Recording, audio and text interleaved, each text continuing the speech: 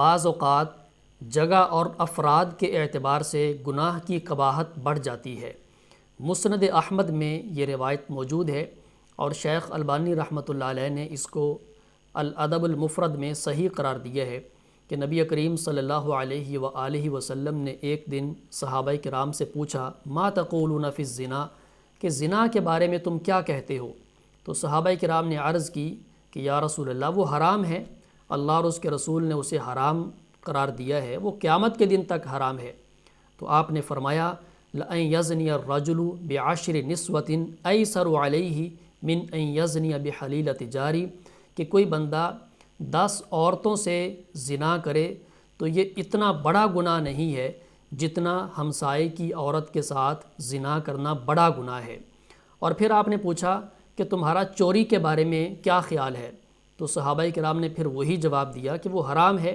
اسے اللہ اور اس کے رسول نے حرام کیا ہے، وہ قیامت کے دن تک حرام ہے۔ تو آپ نے فرمایا لَأَن يَسْرِقَ الرَّجُلُ مِنْ عَشْرِ أَبَيَاتٍ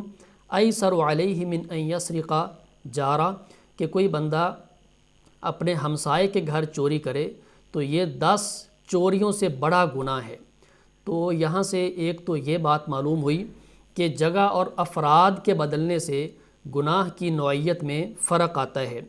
اور یہ گناہ اس وقت کبیرہ سے بھی بلکہ اکبر الکبائر بن جاتا ہے جب یہ ہمسائے کی کسی عورت سے کیا جائے، اور پھر اس سے بھی قبیح یہ گناہ بن جاتا ہے اگر یہ کسی محرم خاتون سے کیا جائے، جیسے بیٹی ہے، بہن ہے، پھوپھی ہے، خالہ ہے۔ تو اگر ان رشتوں کے ساتھ کوئی بندہ زنا کرتا ہے تو پھر تو یہ بہت ہی قبیح عمل بن جاتا ہے۔ اور دوسری بات یہ معلوم ہوئی کہ پڑوسی کا معاملہ دوسروں سے مختلف ہوتا ہے۔ تو اجنبی لوگوں سے تو ویسے ہی بندہ محتاط رہتا ہے، اور اجنبی ایسی جرت بھی نہیں کرتے ہیں، وہ ڈرتے بھی ہیں، لیکن پڑوسی کا چونکہ اعتماد ہوتا ہے، اور جب اس اعتماد کو ٹھیس پہنچتی ہے تو پھر اسے شریعت زیادہ بڑا گناہ ڈکلیئر کرتی ہے۔ اور اسی طرح یہ بات بھی معلوم ہوئی کہ بدکاری کی طرح وہ دیگر تمام گناہ جن کا تعلق حقوق العباد کے ساتھ ہے،